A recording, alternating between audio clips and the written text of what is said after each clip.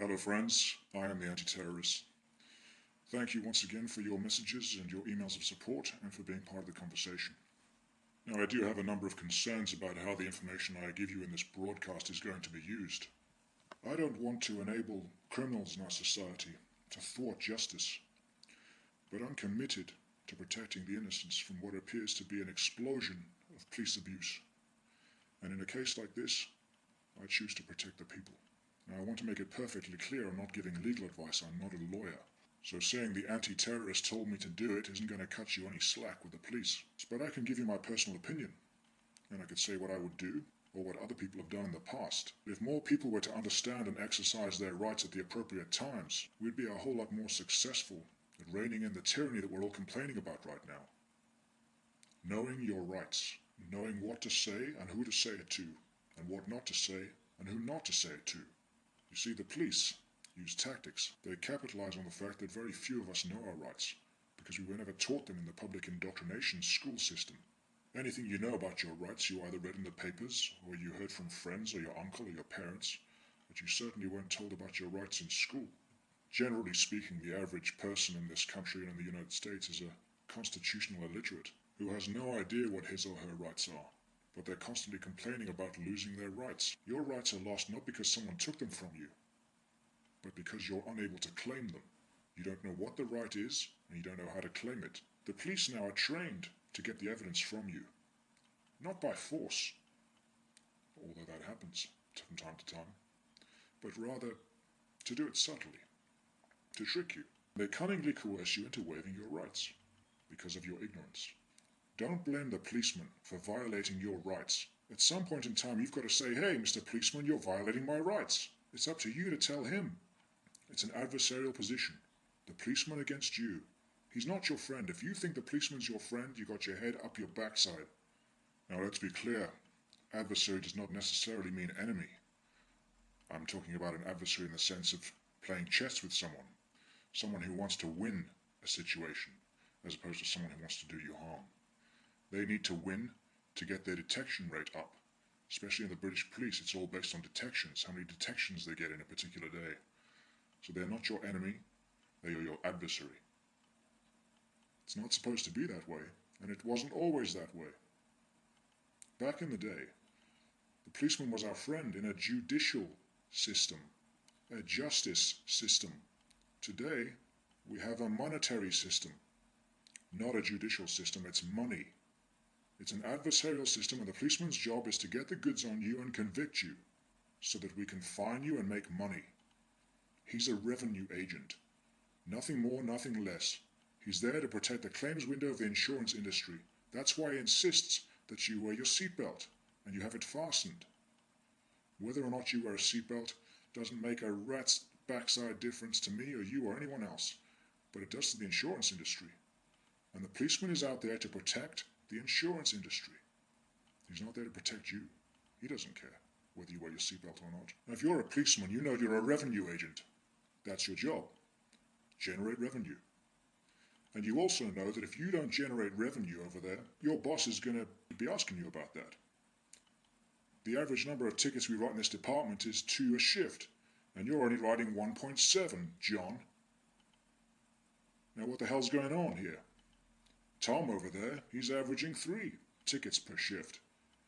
And the police, they vehemently deny it, that they've got a quota system. Excuse me, Mr. Officer. Let's be intelligent people over here. Mr. Policeman, try writing no tickets whatsoever for 30 days and see what happens to your job. For the next 30 days, every time you catch someone speeding, give them a warning. Instead of giving this guy a ticket for drunk driving, give him a ride home. Try that for 30 days. And find out what happens to your job. Then tell me there's no quota system, officer. See, the biggest complaint that we should have, and the complaint that the police actually do make themselves because they understand what's going on, is that they're being used as revenue collection agents instead of doing their job and protecting us from the bad guys of this world. They're out there to collect money. They know it, and they don't particularly like it very much. As I said in my last police video, they're mostly good people, and they do understand what's going on. See, we all pay our taxes, and the taxes are used to support the police department. And we should not be depending on $5 million in fines here and there to balance out the city or county budget. And if we'd stop doing that, we'd find the police being more helpful and less adversarial. See, with this adversarial monetary system, the police haven't got time to deal with murderers, thieves, and rapists, because they're too busy dealing with seatbelts and traffic signs and driver's licenses, registration, and whether or not you got your proof of insurance. The victimless crimes that don't amount to anything in the world whatsoever. Don't have anything to do at all with protecting the health, safety, and welfare of the public. Now today, this is big business. And parking tickets and speeding tickets and police on the roads enforcing the traffic laws. In some communities, it's a difference between bankruptcy and solvency. See, what we have here is a public that's irresponsible and a police force that's almost equally irresponsible. Dedicated, sincere, but definitely irresponsible. So how much does your government know about you, and how much do you want your government to know about you? The government doesn't have some agent walking around with a clipboard, following you around, taking down all the information about you. They don't do that. No one knows anything about you that you yourself haven't revealed by your own mouth or your own hand. All of the evidence that's ever going to be used against you will be furnished by you. The government seems to know just about everything about you. They want to know more. They want to go through your luggage. They want to go through your pockets. They want you to take your shoes off at the airport. These are called security steps to make you safe. And if you want to exercise your rights, then you have to keep your mouth shut. That's it. There's a golden rule when dealing with the police. Keep your mouth shut, don't say anything, and shut up. If you say nothing, nothing will be used against you. If you say something, something will be used against you. If you say a lot will be used against you. The more you talk, the more they have to use against you. And they tell you that very plainly. I mean, you have to be seriously mentally retarded to sit there and talk to a guy who says to you, he looks you right in the eyeballs and says, you have a right to remain silent, and anything you say will be taken down and used in evidence against you. Now, where were you going? Where are you coming from? What's your name, address, and telephone number, social security number? Are you married? How many kids have you got? When do you have sex with your wife? You've got to be absolutely crazy to answer any questions for a guy who tells you anything you say can and will be used in evidence against you in a court of law.